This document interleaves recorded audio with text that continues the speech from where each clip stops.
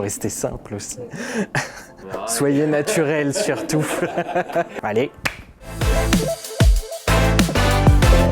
Quand j'ai choisi la psychiatrie, mes proches m'ont tout de suite demandé « Mais t'es sûr que tu vas pas devenir fou ?» Et moi, ce qui me rendrait fou, c'est qu'on soit tous parfaitement normaux, alors que ce qui est intéressant, c'est d'accepter et de comprendre un petit peu les différences de chacun.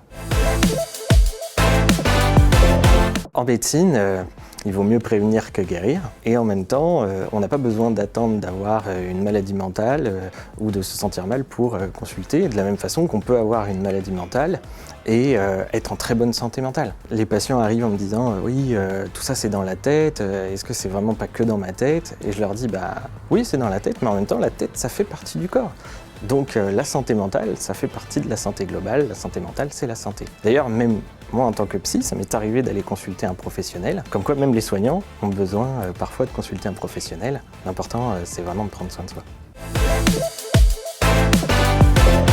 Ah, la fameuse question.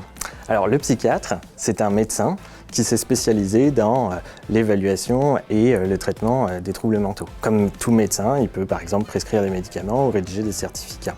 Tandis que le psychologue, c'est un universitaire qui a fait 5 ans d'études au minimum et qui est pas forcément que dans le soin. Et ceux qui sont dans le soin sont plutôt dans l'accompagnement et la psychothérapie par exemple. Et puis, dans certains cas, moi par exemple, j'ai fait un parcours de médecin et puis je l'ai complété par un parcours de psychologue pour pouvoir avoir un peu des deux casquettes.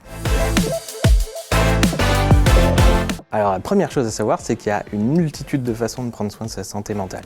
Ça peut passer par un accompagnement en psychothérapie, alors on peut imaginer la psychanalyse, mais aussi des thérapies cognitives et comportementales, ou familiales, ou de la méditation par exemple. Et puis parfois on peut avoir besoin d'un médicament comme une aide supplémentaire.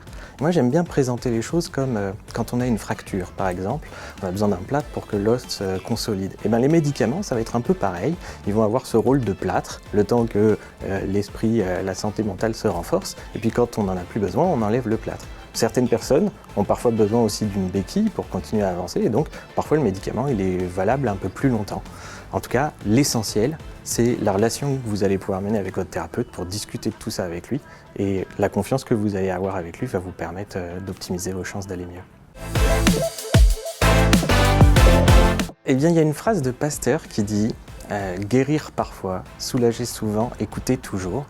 Et l'écoute, c'est fondamental. Parfois, certaines personnes ont besoin de parler, d'autres ont besoin d'être écoutées, d'autres avoir besoin de conseils. Et en fait, ça va dépendre de trouver le bon thérapeute. Alors, il n'est pas besoin d'attendre d'aller mal pour consulter. L'important, c'est de trouver la bonne personne. Et ça tient à pas grand-chose. Par exemple, un de mes patients a fini par me dire « Le premier rendez-vous, quand vous êtes arrivé, j'ai vu que vous aviez les cheveux longs, donc je savais que ça allait faire l'affaire. » Voilà, la confiance, c'est parfois de toutes petites choses qui font la différence.